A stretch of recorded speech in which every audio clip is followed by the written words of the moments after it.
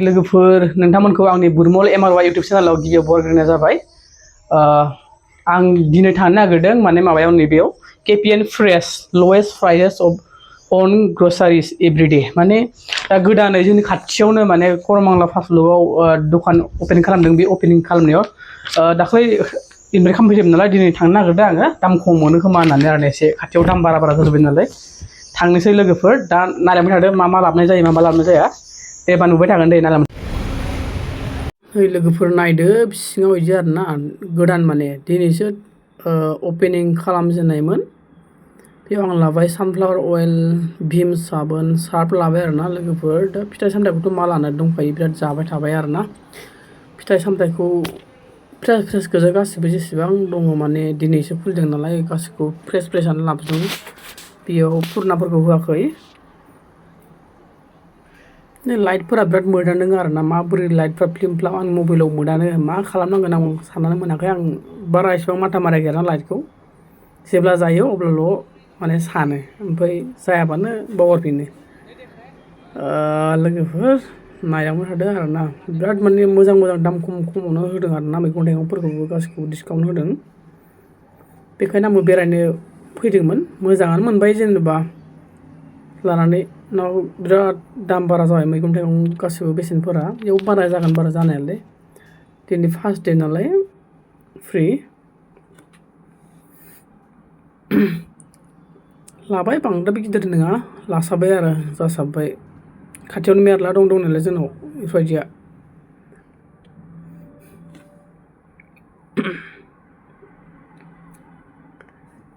बिराद मानसिफोर फैदों गोदान नालाय होदों मानसि जादों आरो दा मोनाबा जाबावोसोमोन। आं एसे सानाव थांबाय नालाय बारा मानसि जायासै मोनाबा बांसिन जाबावगोन। माइरंबो दं माइरंफोरा दाम खमनि दं एसे सिगां जों जानाया 1400 गाहाम जायो जोङो ओमफ्राय इयाव दा दङ 1100फोरनिबो दं आरो माइरंफोरा बेगसेयाव 26 केजि। दा नै बिल खालामनोसै बिलिं खालामनानै बेसेबां जायो नेक्स्ट टाइम फैनोसै बिनिफ्राय जाथ'लायबाय।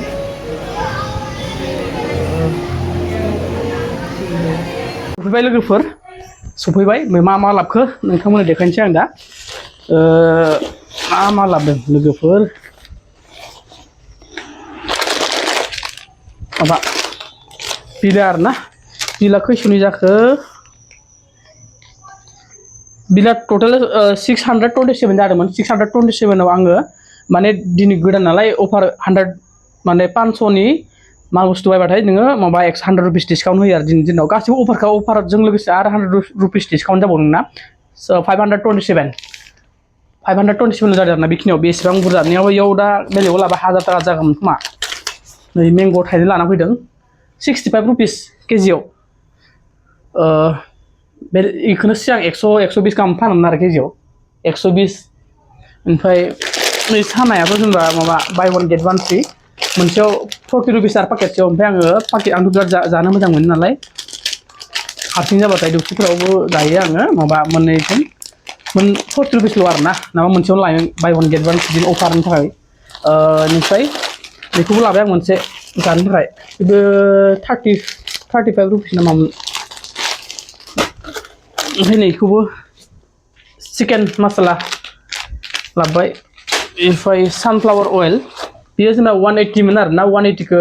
140आव होदों मोननै लाबाय जोंना मास मोनसे थांफ्रामो मोननै 2 लिटारा थांद्राय आरो एसे खम जायो थांद्राय लाबोखाबाय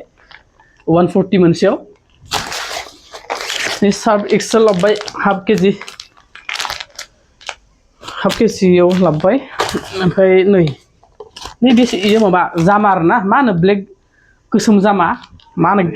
ब्लेकबेरिबो होनद्रायालै खोमा एसे बेलेग होनो जिखुनु ब्लेकबेरि बायदिनो जाहैबाय गोसोम बे बेसेबां लानायथाय आंखौ दाम खम बायदि नुनायखौसो लाबोदोंमोन दे आं बेखौ मा लिरदों इयाव लिस्टआव नायनोसै लोगोफोर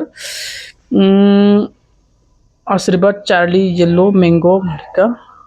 जामुन नाबल 140 रुपिस लादों आरोना बेयाव 140 रुपिस लादों 340 ग्राम दं।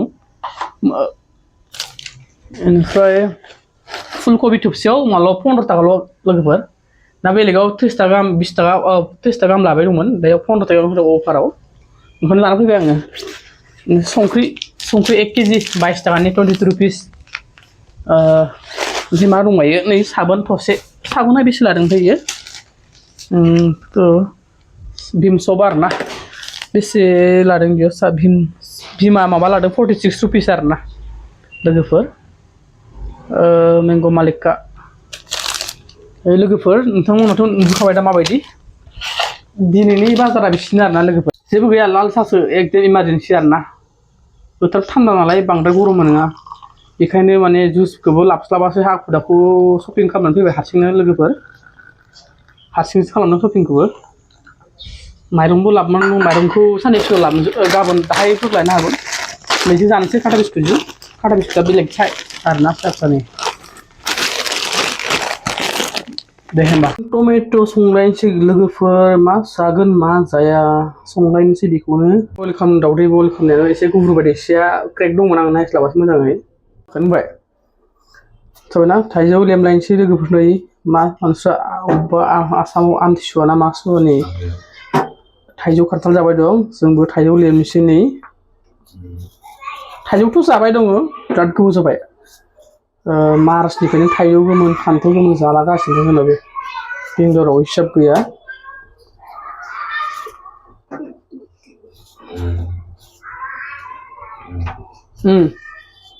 ड्रागनखौ लेमनायसै लोगोफोर ड्रागनखौ लेमनायसै बारा स्टाइल नांलायबाय थाला ओरैनो जायखिजाया लेमला बायनोसै आरोना लोगोफोर जोंथ' बारा लेमनो रोंबाय थाया बोसोरावसो खनसे खननै जानायालाय आरो मा स्टाइल नांलायबाय थागौ जिखुनु मोनजाबानो जाबाय होननाय बायदिसो जासिगोन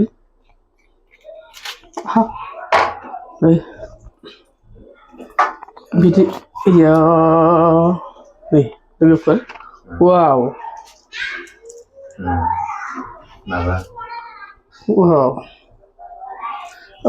थाइसेयाव माने बेलेगफोराव 70 लायोमोन आरोना ओमफ्राय खाथियाव दा एसे अफाराव होदो 50% अफाराव बायदि जाफ्रामदों आरो बेयाव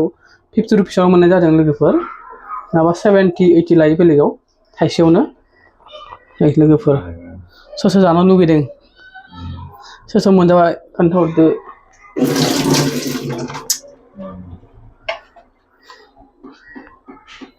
बेखौ लेमनोसै आरोना ओरै हाबाय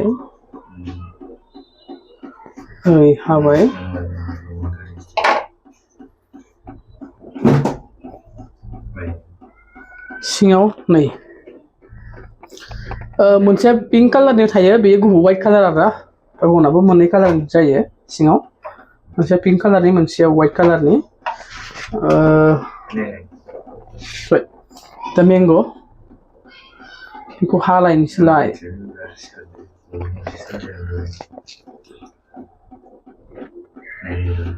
खान्थालखौनो बहुद जाखांबाय आंगायलायनाय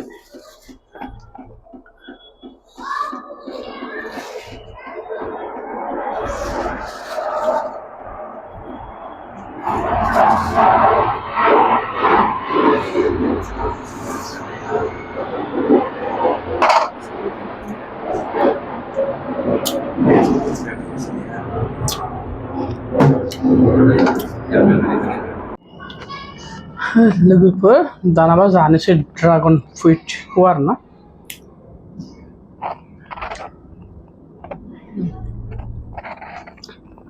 थिगानो बांद्राय गोदै नङा बांद्राय दैब्रु नङा माने बिदिनो मिडियाम आरोना मोजां जानाया बेखौबो मोजां जानांगौ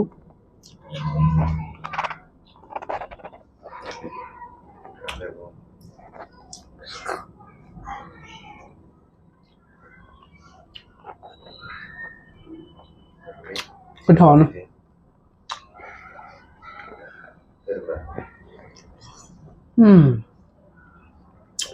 गोदैथारा बहुद गोदै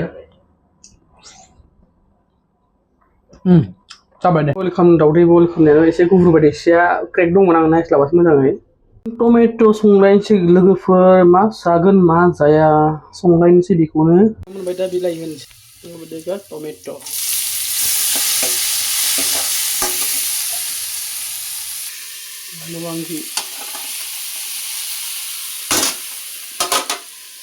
लोगोफोर जानोसै दानाबा दावदैजों बिलाहि